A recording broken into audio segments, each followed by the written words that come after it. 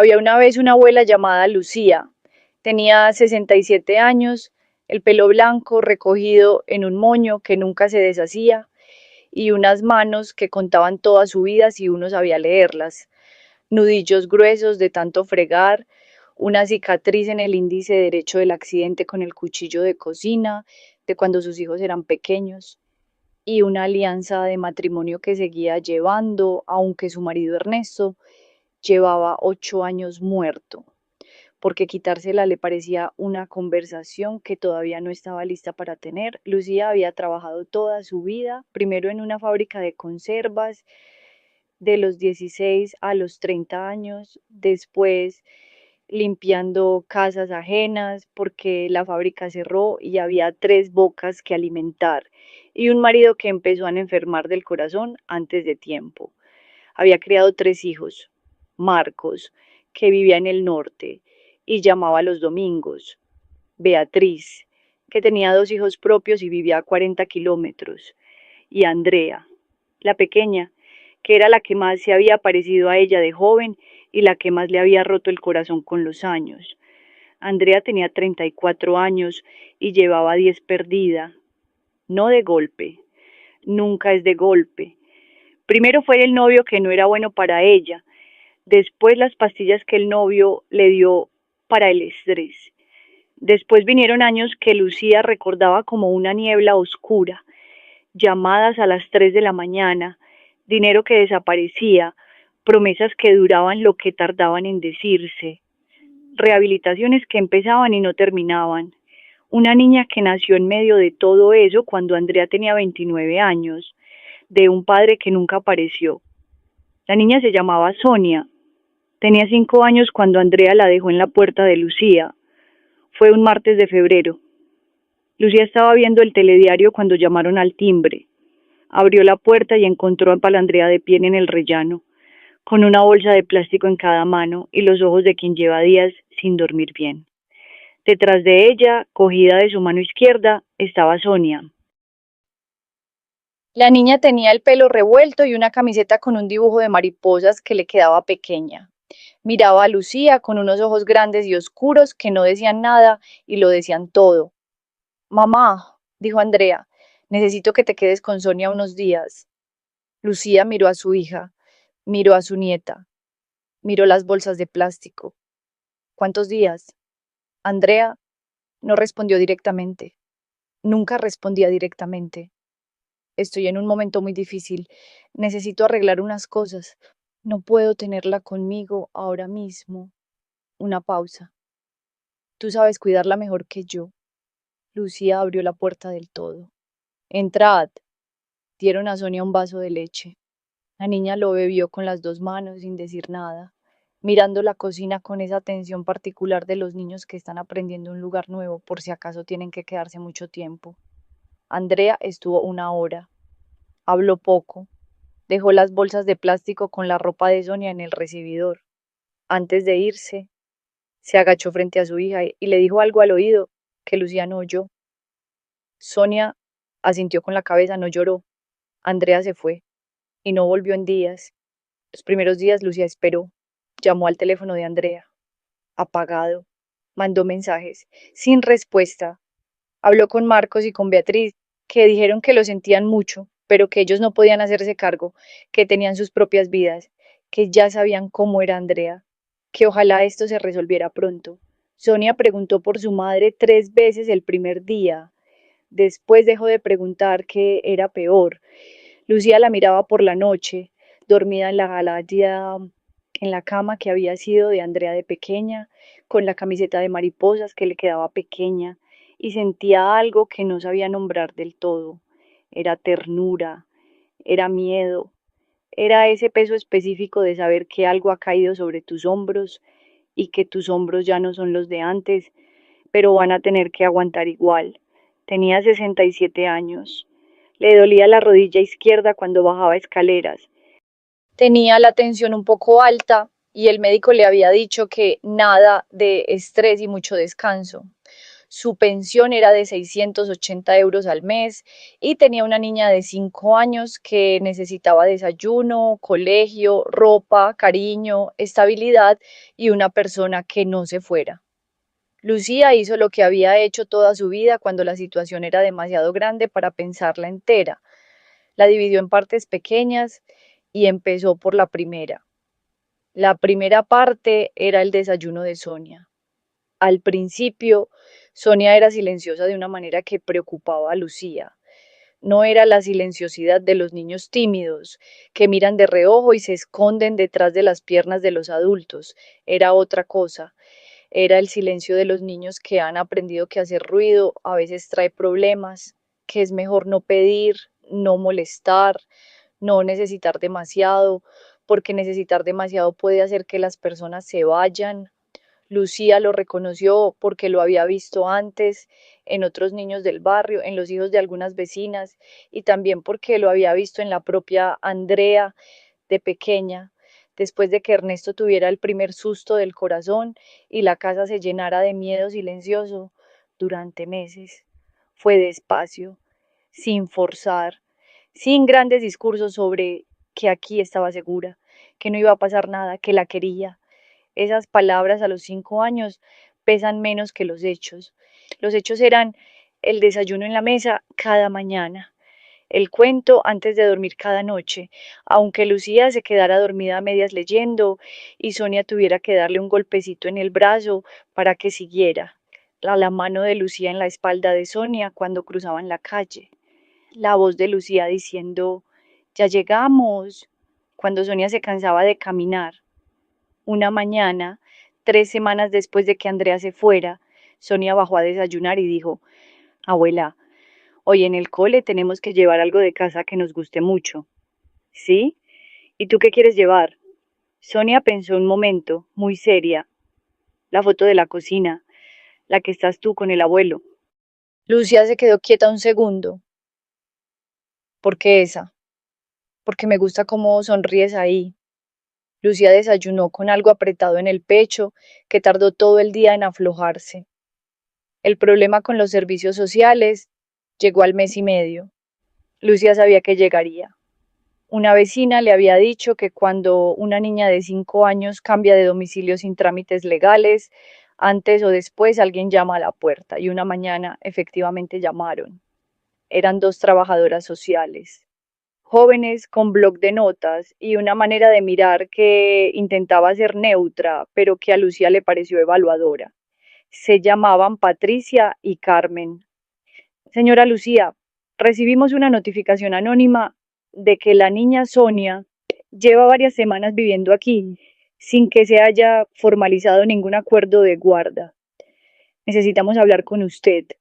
Lucía les abrió la puerta, les ofreció café. Se sentaron en el salón. Mi hija Andrea me la trajo, dijo Lucía. No sé dónde está mi hija. La niña está bien aquí. Estoy segura, dijo Patricia con cuidado. Pero para que la situación sea legal, necesitamos formalizar la guarda. Usted tendría que solicitar la guarda de hecho o la tutela legal de Sonia. Eso implica un proceso con el juzgado. ¿Un proceso?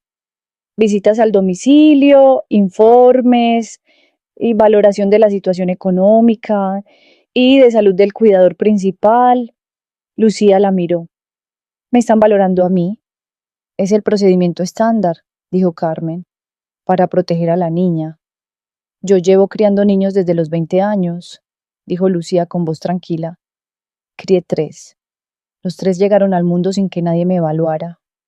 Lo entendemos, dijo Patricia, pero la situación actual requiere un marco legal para protegerla de usted también, además de a Sonia. Lucía asintió despacio. ¿Qué tengo que hacer? Lo que tenía que hacer resultó ser mucho más complicado de lo que cabía en una respuesta sencilla. Primero necesitaba un abogado.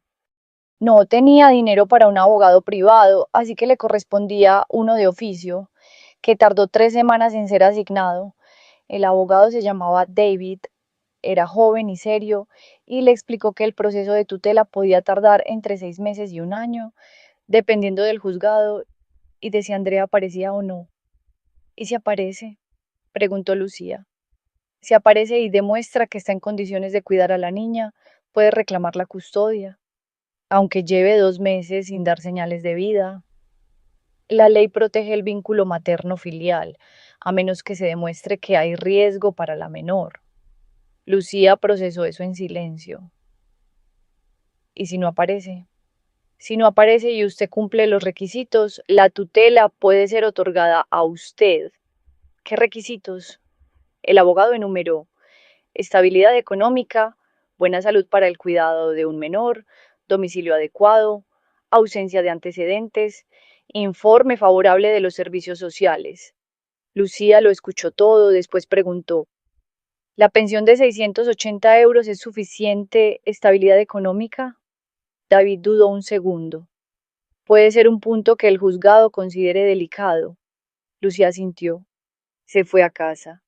Esa noche, cuando Sonia dormía, se sentó a la mesa de la cocina y hizo lo que hacía cuando algo la superaba. Sacó un papel y empezó a escribir. No para nadie en concreto, solo para ordenar lo que tenía. Escribió: lo que tengo, lo que me falta, lo que puedo hacer. En la columna de lo que tengo, escribió: casa propia sin hipoteca, salud razonablemente buena, tiempo, experiencia. La niña me conoce y confía en mí. En la columna de lo que me falta: dinero suficiente según los criterios legales, un abogado que no tardara meses en responder los mensajes, que Andrea apareciera para firmar algún papel o desapareciera definitivamente para que el proceso fuera más claro.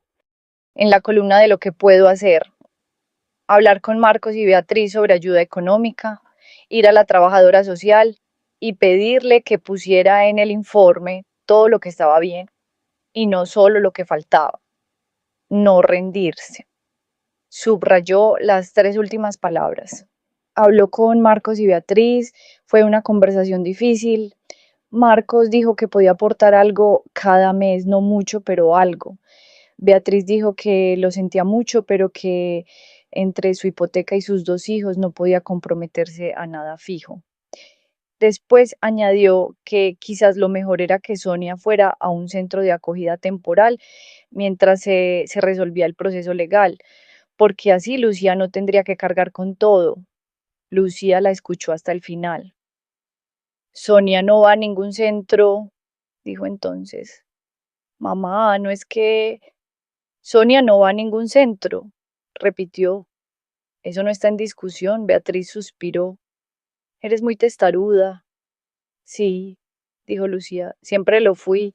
La trabajadora social Patricia vino a hacer la visita domiciliaria un jueves por la tarde.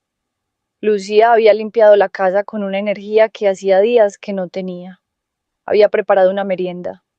Sonia estaba sentada a la mesa, haciendo dibujos con el pelo recién peinado y los calcetines del mismo color, que Lucía había considerado importante. Patricia entró, miró alrededor, tomó notas, habló con Sonia, le preguntó si estaba contenta en casa de su abuela. Sonia dijo que sí. Le preguntó qué era lo que más le gustaba. Sonia pensó un momento y dijo: los filetes empanados de la abuela y que me lea el cuento aunque se quede dormida. Patricia anotó algo en su blog. Lucía no pudo ver qué. Después Patricia habló con Lucía a solas en la cocina. La niña está bien, dijo. Se nota que está en un entorno estable y afectuoso. Sí, dijo Lucía. La situación económica es el punto más delicado. 680 euros para 2 personas es ajustado. He vivido con menos, dijo Lucía, y he sacado a 3 hijos adelante. Lo sé. Pero el juzgado necesita ver que la situación es sostenible. Mi hijo Marcos va a aportar 200 euros mensuales. Eso hace 880. ¿Es suficiente? Patricia anotó. Ayuda, dijo. Y si en algún momento necesita acceder a las ayudas para acogida familiar, tiene derecho a solicitarlas. Son ayudas específicas para situaciones como la suya. Lucía la miró. ¿Por qué nadie me había dicho eso antes? Patricia sostuvo su mirada. A veces el sistema no informa bien. dijo simplemente. Por eso es importante preguntar. Lucía preguntó. A partir de ese día, preguntó todo lo que no sabía y no asumió que las cosas no tenían solución hasta haber preguntado. Fue a la oficina de servicios sociales y preguntó por las ayudas para acogida familiar. Existían, no eran mucho, pero sumadas a la pensión y al aporte de Marcos, daban un margen razonable. Preguntó al abogado cuánto tardaría si Andrea firmaba voluntariamente la sesión de guarda en lugar de esperar al proceso judicial. El abogado dijo que mucho menos. Lucía preguntó si había manera de localizar a Andrea para intentarlo. El abogado dijo que eso dependía de que Andrea quisiera ser localizada. Y entonces, 4 meses después de aquella noche de febrero, Andrea apareció. Llegó un domingo por la mañana. Lucía estaba en la cocina cuando oyó el timbre. Abrió la puerta y la encontró allí, más delgada que antes, con los ojos más limpios que la última vez. Olía a jabón, no a lo otro. Mamá, dijo. Entra, dijo Lucía. Sonia estaba viendo los dibujos animados en el salón. Cuando oyó la voz de su madre, se quedó quieta un segundo. Después se levantó despacio y se asomó al pasillo. Madre e hija se miraron. Fue un momento que Lucía no supo cómo describir. Había amor en él, sin duda, pero también había una distancia que no se medía en metros, sino en meses, y en ausencias y en cosas que una niña de 5 años había tenido que aprender a no esperar. Sonia fue hacia Andrea, la abrazó. Andrea la abrazó de vuelta con los ojos cerrados. Lucía se fue a la cocina a preparar café y les dio tiempo. Después, cuando Sonia volvió a sus dibujos animados, Lucía y Andrea hablaron. Fue una conversación larga, difícil, de las que no tienen un punto final limpio. Andrea había estado en una casa de recuperación. Llevaba 3 meses sin consumir. Tenía una terapeuta. Tenía un plan, o algo parecido a un plan. ¿Quieres llevarte a Sonia? Preguntó Lucia directamente. Andrea tardó en responder. Quiero recuperarla, dijo al fin, pero sé que ahora mismo no puedo tenerla. No estoy lista todavía. Y ella está bien aquí. Se nota. Lucía asintió. ¿Firmarías un papel que diera la guarda legal a mí mientras tú te recuperas? Andrea la miró. Para que no me la puedan quitar sin más. Para que Sonia tenga estabilidad legal, para que si yo necesito llevarla al médico o decidir sobre su colegio, pueda hacerlo, no para apartarte de ella. Tú puedes verla cuando quieras, mientras las cosas estén bien. Andrea miró sus manos sobre la mesa. ¿Y si yo me recupero del todo? Entonces hablamos. Lucía la miró. Pero lo hablamos cuando sea real, Andrea, no antes. Hubo un silencio largo. Está bien, dijo Andrea al fin. Firmo. El proceso fue más rápido con la firma de Andrea. 4 meses después, el juzgado otorgó la guarda legal de Sonia a Lucía, con régimen de visitas para Andrea, supervisadas inicialmente por los servicios sociales. El día que llegó la resolución, Lucía la leyó sola en la cocina. Después fue al salón, donde Sonia estaba construyendo algo con piezas de colores en el suelo. Sonia, ¿qué abuela? Ya somos oficiales, dijo Lucía. Sonia la miró sin entender del todo. ¿Y qué significa oficiales? Que en un papel del juzgado pone que eres mi niña y que yo soy tu abuela y que aquí es donde vives. Sonia lo pensó un momento. Y antes no lo éramos. Antes también. Pero ahora lo sabe también el papel. Sonia asintió como si eso tuviera todo el sentido del mundo. Bien, dijo, y volvió a sus piezas de colores. Lucía se sentó en el sillón de Ernesto, el que no había movido en 8 años, y miró a su nieta jugar. Pensó en los 67 años que tenía, en la rodilla que le dolía, en la pensión que llegaba justa, en los formularios y las visitas, y las reuniones con abogados jóvenes que no la miraban como si ella supiera lo que hacía. Pensó en todo eso. Y después pensó en Sonia diciendo, me gusta cómo sonríes en esa foto. y supo que había tomado la única decisión que podía tomar. Lucía no era joven, no era rica, no tenía contactos ni carrera universitaria ni energía ilimitada, pero tenía algo que no se gasta aunque los años pasen, la certeza absoluta de que ese niño que tienes delante necesita que alguien no se vaya, que alguien esté, que alguien diga, ya llegamos, cuando los pies se cansan, y prepare el desayuno cuando todavía es de noche, y se quede dormida leyendo cuentos, pero esté ahí cuando la niña abre los ojos. Eso es lo que hizo Lucía, con sus manos de nudillos gruesos, con su alianza que no se quitaba, con su papel en el juzgado que llegó tarde, pero llegó, porque hay personas que a los 67 años deciden que todavía no han terminado, y esas personas a veces son las que más falta hacen. Suscríbete a Corazones Tiernos. Aquí contamos las historias de quienes nadie espera, pero que siempre están cuando más se necesitan.